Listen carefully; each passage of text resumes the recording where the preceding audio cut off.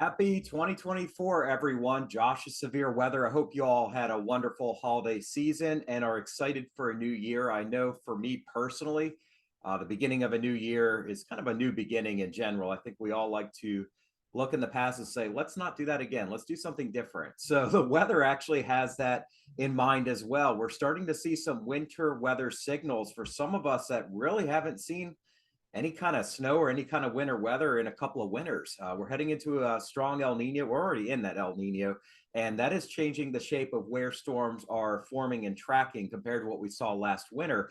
And now, finally, starting to see some pretty good signals for multiple storm systems to start the month of January.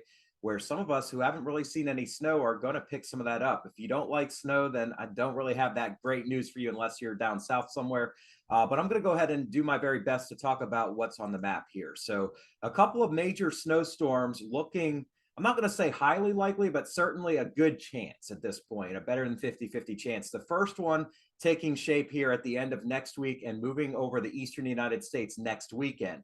And I do think it will be a destructive storm, starting out somewhere in the Ohio or Missouri River Valley and then expanding into the mid-Atlantic region and portions of the Northeast. Behind it, I think we're going to see a second storm, although that one may take a track farther north and west. But right now, everything indicates we're going to see a couple of destructive snowstorms in the first 2 weeks of the month of January. So a big shift from December, where the storm tracks were across the Gulf Coast states, but the cold air never really lined up with the moisture. We just had a lot of rain and everything shifted up the East Coast. But now we're starting to get cranking with winter finally. And I think while it's not going to be an excessively cold month of January, it's going to be cold enough to support snow. So those of you that are winter storm lovers in the Great Lakes, Ohio Valley, in the snow removal business, this is definitely looking more promising. So I'm going to show you the setup real quick. And my goal this year is to keep my videos a little bit shorter. I feel like we all have attention spans and things to do, and we're not getting any younger. So I'm going to try to keep it pretty quick here, just to be transparent with everybody. But here's a look at the GFS. And what you'll see here is that there's a lot of blue on the map over the southern and eastern U.S. This indicates areas of unsettled weather. And here comes multiple storm systems plowing into the west, tracking over the southern and central U.S., and then moving up into the northeast. Pretty favorable for storm systems. And that pattern continues for a while, right on through the first half of the month of January before we see maybe a break coming around 16th or 17th. And again, that's going to probably shift some. Here's a look at our surface pressures. And we can start pinpointing where storms are developing and tracking. This is today's map, and you can see it's pretty quiet right now. The big storm on the map is way off the Alaskan coast. We also have one moving away from Newfoundland. But I want to talk about what's going to come into play here for next weekend. What we've got is a storm system that is going to move along the Gulf Coast here later Wednesday into Thursday, tracking right through Florida. It's going to bring some significant rainfall for those of us down south. What's going to happen is it's going to give us kind of a swing and a miss here on Thursday. You see this pressure off the coast, high pressure building in. That indicates some dry air. This is going to be kind of a swing and a miss. But what it's going to do as it tracks here up the coast, heading into next Thursday night, Friday, it's going to strengthen very significantly, meaning significant winter storm for coastal sections of Atlantic Canada, Nova Scotia, and Newfoundland. It's going to supply this is going to be called what we call a 50-50 low, where it's going to strengthen in the general area of 50 degrees north, 50 west. There'll be some shift in that, of course, but this what it allows to do is allow colder air to drop down into the eastern United States. And this is going to happen as we get later into Thursday, Friday, and Saturday. And what we're going to see is another storm system developing down south. But this time, because we've got all this cold air kind of bleeding down into the east, what it does is it sets the table for a winter storm setup. Where exactly it's going to go with this being 6-7 days away is still somewhat uncertain. So we can talk about some trends here, but I'll be completely honest with everybody on watching today. This is going to shift some. Really, until we get to about Thursday and Friday, are we going to start to have a good feel for who's going to see potentially the heaviest snow? But the pattern certainly is more favorable because you've got this cold air coming straight down from Western Canada across central and eastern Canada down into the southeast. Not really a great pattern to see cold weather all the way down into the southeast and a winter storm south of Interstate 40. That doesn't look like the setup because look where our low is. By Saturday night, it's moving through Alabama or the Tennessee Valley, meaning there's a little bit too much warmth coming up. And oh, by the way, this could bring a little severe weather to parts of Florida. But as we head into Sunday morning, looks like we're going to have low pressure centered off the mid-Atlantic coast and a nice juicy high here over Quebec, allowing that cold air to get supplied south. Now, if you look at where the darker colors are, that's the area where we're going to see more of the moisture shield. So northern New England probably going to miss out on this storm. There is another one behind it, though, that I'll talk about a little bit here. But you can see storm number one in a pretty favorable spot here to maybe see some significant snow over portions of Pennsylvania, New Jersey, New York into southern New England, especially away from the coast. But we're not going to preclude the coast from seeing any kind of snow. The next storm, by the way, this one's getting going pretty good in the southwest here next weekend. And by the following week, the 9th and 10th, could crank up into a significant storm. This one we're going to see more uncertainty on because it's farther out in the future, but certainly provides us with the ingredients to see. Still have cold air here over eastern Canada, so the ingredients in place for significant snow for somebody here. And if you look back at my graphic, I think that threat starts here. Really, it starts in Arizona and Utah, but Colorado, northern Texas, western Oklahoma, up through the Great Lakes and maybe portions of Missouri. So we're going to kind of show you guys where I think things are going to start taking shape here. Here's the jet stream, again, very active over the southern U.S., and we see impulse after impulse, and then the shift starts lifting northward. We're heading into a warmer phase, but the transition is where we get caught with the winter weather. It's either going to be too cold to snow, I guess, if you want to call it that, or too warm for storm tracks. Last winter we saw the jet cut up through the Great Lakes, and this jet was about 500 miles west. If you saw my video last month talking about this winter, I predicted that this is going to be farther south, and that is because of El Nino. And really the second half of the winter sees the better chances for winter weather farther south. The northern half sees them earlier in the winter or towards the midwinter here, January being the case. But we still got at least 2 months of winter to go, so it's certainly not canceled at this point. Here's a look at the overall feel for moisture in place, and this is a 7-day stretch. Pretty dry for this week across the Northeast. We're getting wet on the Gulf Coast. As we head towards the weekend of next week, we see that shift pretty significantly as that jet shifts north. We see significant amounts of moisture up the East Coast. Heavy precipitation, likely a lot of this away from the coast is going to be heavy wintry precipitation. And then as we get a little bit farther out in the future, we will continue to see that shift farther north and west.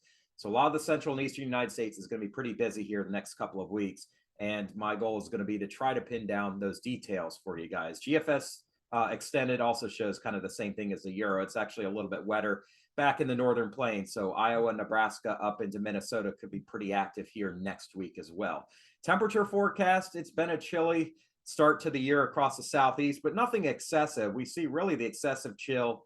It's on the other side of the globe. Actually, parts of Russia are way down in the dumps, 30 degrees below average Celsius in places like St. Petersburg. But there is cold that's going to shift over onto this side. It's going to take a while for that to happen in the eastern U.S. Probably no extreme cold until we get towards February, but it is going to start up in the west here. And as we get these storms coming across the center of the country, that adds snowpack, and that allows the amount of cold with respect to average to actually intensify, and we see bigger departures from average. So as we get later into January, there'll be cold shots coming east, but overall January is not going to be super cold across the east. As we head into February, though, you can see that shift begins as we see a total phase shift in our storm patterns. Here's a look at the current weather, and let me get my cursor out for you guys. I know it's really hard to see. I'm working on that still, believe it or not. But here's a look at trough shifting eastward. That's going to pretty much bring us little fanfare as it moves off the coast here today into tonight. Next system south of California is going to track over the Gulf states and blow up as it moves away from the coast. That'll affect Atlantic Canada. And then we see another trough here, and that one's got a good shot of kind of going coast to coast here late in the week into the end of the week, and then eventually ending up in here towards the weekend. And there'll be enough cold push coming down. You can kind of see this flow of the northwest where we're not going to see a big storm phasing and moving up the East Coast, but we're going to see cold air pushing south, moisture pushing northeast, and where the two meet, things are going to be pretty active somewhere in this region. So that's kind of what we're looking at as far as where our storm system's going to go. Let me kind of just show you real quick the surface charts. And again, not official forecast, just what models show.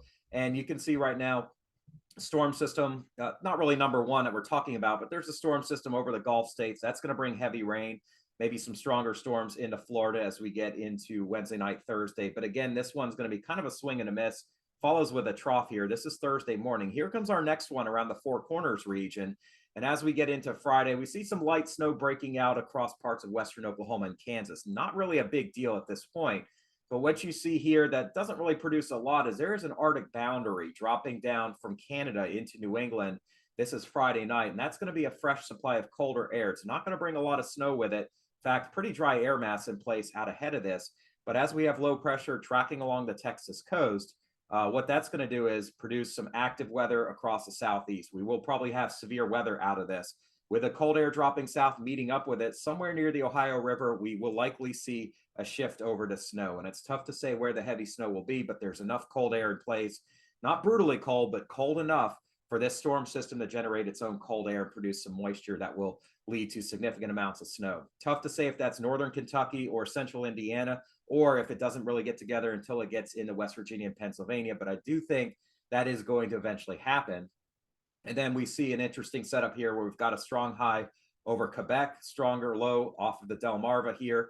And in between the two, likely going to see a winter storm. Tough to say how much, when, and where exactly, but we're likely looking at the mid to second part of the weekend, wrapping up here early next week in about a week from now. And behind that, another storm dropping into the west. I showed you that cold air coming in. That one will likely bring us some active weather across the southeast the following week, so about 8, 9, 10 days from now. And on the cold side, we should have enough cold air conveying into this storm to produce significant winter weather. And it could be in the Great Lakes, the Central Plains, or even interior parts of the Northeast. But the storm track is shifting north and west. So the areas that may get hit pretty hard here this weekend are probably going to see a lot of that melting with rain coming in.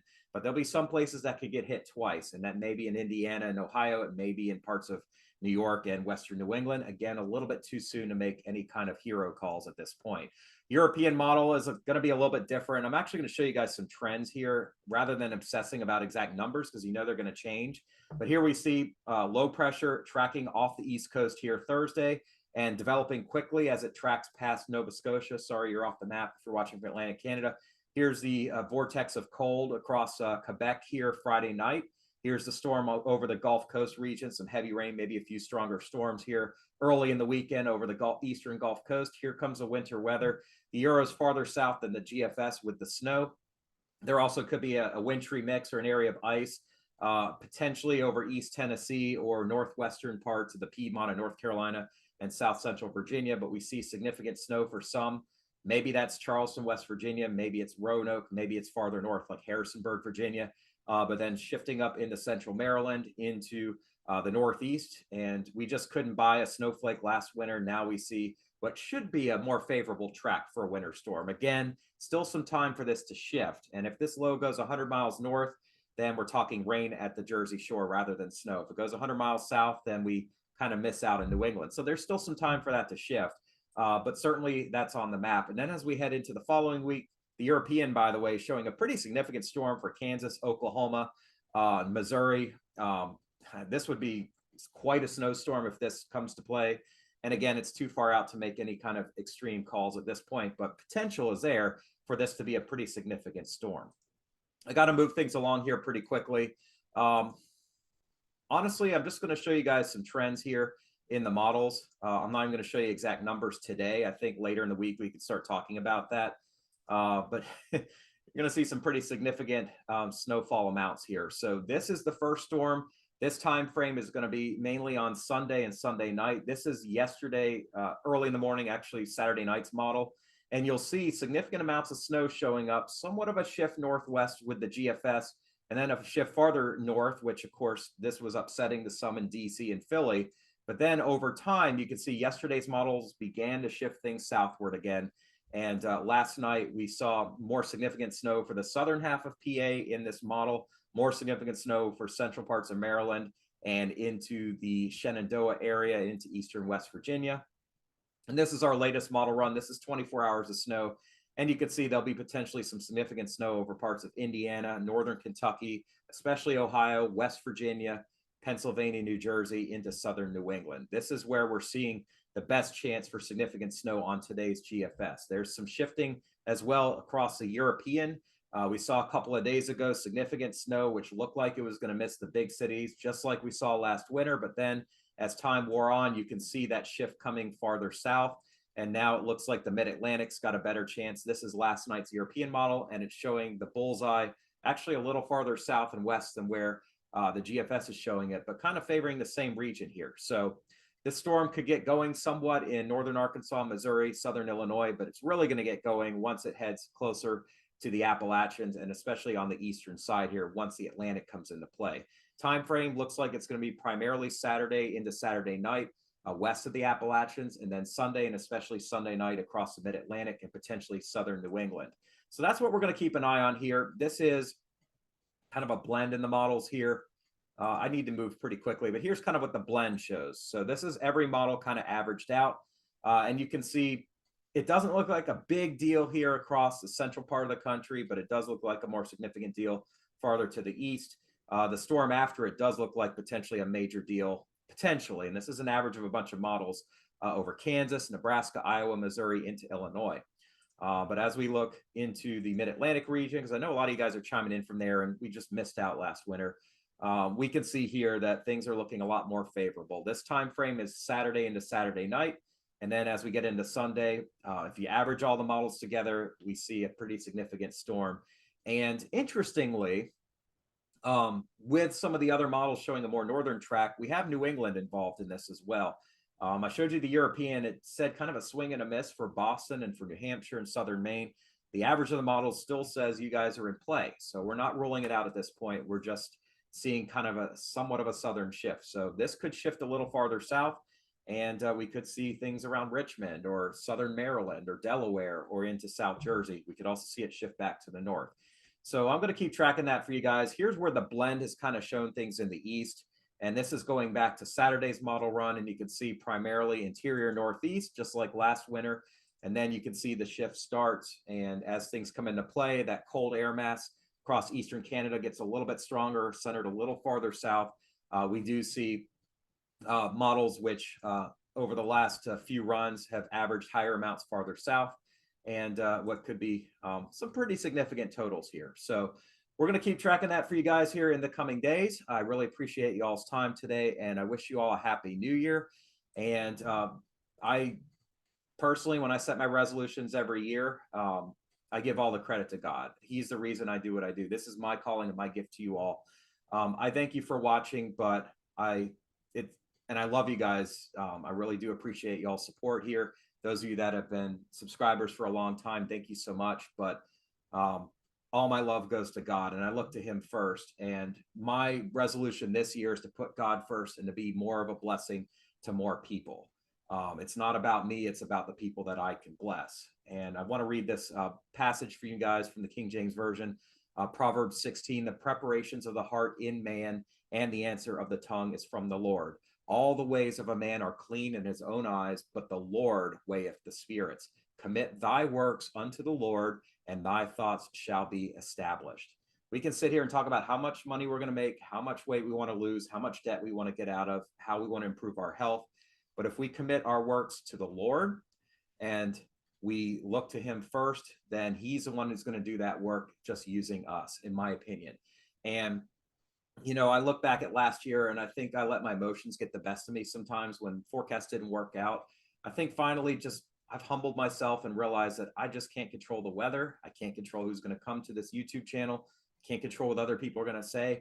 I'm not going to get offended by it anymore. I'm just going to say, Lord, just take me and help me and use me in the best manner you can. And I pray personally that you do the same, because honestly, if you don't, then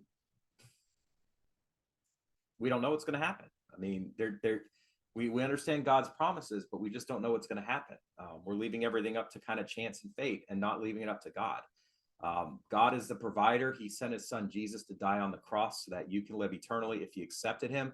For the first 30 years of my life, I was a stranger to the manger, but the Lord worked through me and allowed me to see that in the end, I could use all of my knowledge in the world, but I couldn't control what was going to happen next. The Lord has already done that. He's already forgiven me, and he's forgiven you if you accept him. And I just ask you to just consider that if you haven't already. Consider what God can do for you. So I'm happy to pray for you all, no matter what you're going through, whether or not you're a believer. I'm not going to judge you.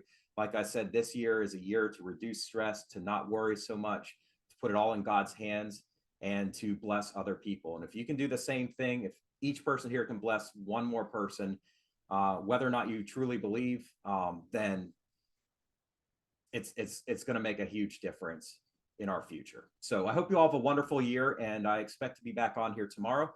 Have a blessed day and be safe out there. Talk to you again tomorrow. See you then.